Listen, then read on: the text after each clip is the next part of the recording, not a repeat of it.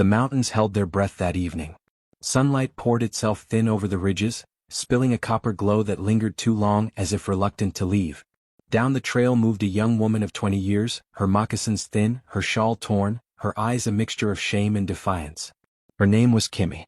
The land knew her footsteps, yet tonight it felt foreign, hostile, empty. She carried no bundle, no horse, only the quiet despair of one cast away. She paused, hand pressed to her ribs. Hunger gnawed, but it was not the worst of it. What stung sharper was memory, of voices shouting falsehoods, of faces turned cold, of her own people branding her an outcast. She had spoken truth and was punished for it. Now the wilderness was her only witness. Just one night, she whispered to herself, her voice fragile against the silence. A thin plume of smoke rose between the pines ahead. It curled upward like a promise. She followed it with weary steps until the shape of a cabin emerged, crouched among the trees as though grown from them. She hesitated at the edge of the clearing. Men could be crueler than storms in this country. But her body trembled from cold and hunger. She raised her fist and knocked. The door opened with a groan. A man stood in the doorway, tall, near 30, shoulders broad from chopping wood, hair falling in dark, rough waves. His eyes were pale, thoughtful, a little sad. Josiah was his name, though she did not know it. The fire behind him lit one side of his face, leaving the other shadowed, as though the world had carved him half light, half night. "One night," she pleaded, voice cracking. "Can I stay?" His gaze traveled over her torn shawl, the dirt on her cheek, the hollow in her eyes. The silence stretched long, broken only by the fire's crackle. Finally he stepped back and opened the door wider. "One night," he said. She entered. The cabin smelled of pine smoke and stew. Warmth enveloped her, almost unbearable after so much cold. She hovered near the door, clutching her shawl, watching as he ladled broth into a wooden bowl. He set it on the table and moved away, not staring, not pressing.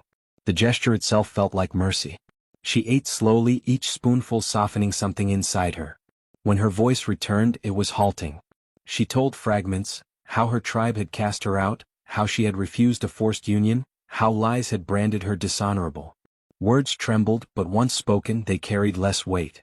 Josiah did not question, did not judge. He listened, eyes fixed on the fire, as though his silence itself was a balm. That night she slept near the hearth, warmth wrapping her like forgiveness. For the first time in weeks, no nightmare chased her. Morning came with a thin mist over the trees. Josiah was outside, splitting logs, breath rising in the chill. The steady swing of his axe, the thud of wood, the rhythm of labor, it was a language she could understand. She watched from the window, something easing in her chest. Yet danger lingered even in peace. Distant hoofbeats pricked her ears. 3 riders appeared between the pines, rough men with hard eyes. They did not approach, only watched, before vanishing again into the trees. Fear clawed her. But when Josiah came in, wiping his hands, he simply glanced toward the forest and said nothing. He set his axe down gently as if to say, "Whatever comes, I am ready." Days unfolded quietly. Kimmy mended his shirt by firelight, humming songs from her childhood. Josiah listened in stillness, reverence softening his features. Sometimes he set aside extra stew for her before she could ask. Sometimes she left a sprig of wild mint by his plate. The silence between them grew companioned, not empty. One evening, as shadows grew long, she asked, "Do you never tire of being alone?" He considered, gaze fixed on the flames. "I thought solitude was my friend. Then you knocked." Her heart trembled, but she said nothing. Some truths are too delicate to name too soon. The riders returned. 3 men in dusty coats, their horses stamping the earth, their eyes gleaming with ownership. "That woman," one sneered, "doesn't belong to you. Hand her over." Kimmy's breath caught. Shame burned her cheeks. But Josiah did not move from the doorway. His rifle rested nearby, but his hands stayed empty. His voice was calm, steady as stone.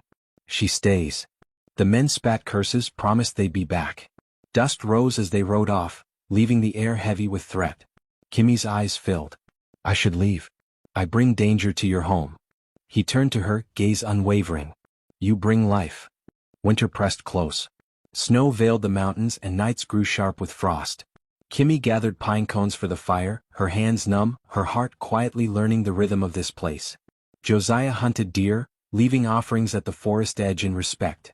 Sometimes they ate in silence, sometimes she told stories of her people's myths, how the stars were campfires of the ancestors. He listened as though the sky itself had bent closer.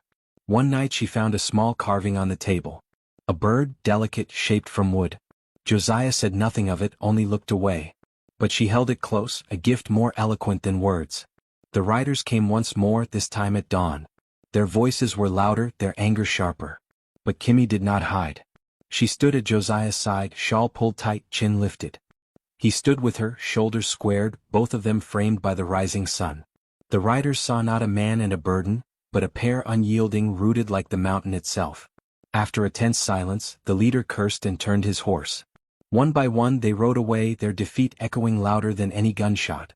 Kimmy's heart thundered. She looked at Josiah, and in his eyes she read something unspoken, something that had been waiting since the first night she knocked. That evening, firelight gilded their faces.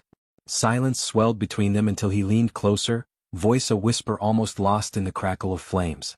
"One night," he murmured, "is not enough. Stay forever." Her breath shuddered. Tears welled, not of grief but release. She nodded, words unnecessary. In that moment the broken edges of her heart found their home. Weeks later, under tall pines they wed. No priest, no ring, no audience but the wind and the birds. Kimmy wore a simple white dress, hair braided with wildflowers. Josiah stood beside her in his best vest, freshly shaven, eyes steady with devotion. They clasped hands, spoke vows in the language of silence, and sealed their bond with a kiss as soft as dawn. The forest bore witness. The mountains kept their secret. In the years that followed, their cabin filled with laughter, with song, with the scent of stew and fresh-cut pine. Where once there had been exile and solitude, now there was belonging. The valley carried their story in its winds, whispering it to anyone who might listen. And if you lean close you may hear it too, the old truth, the quiet lesson. Love is not always fire or thunder.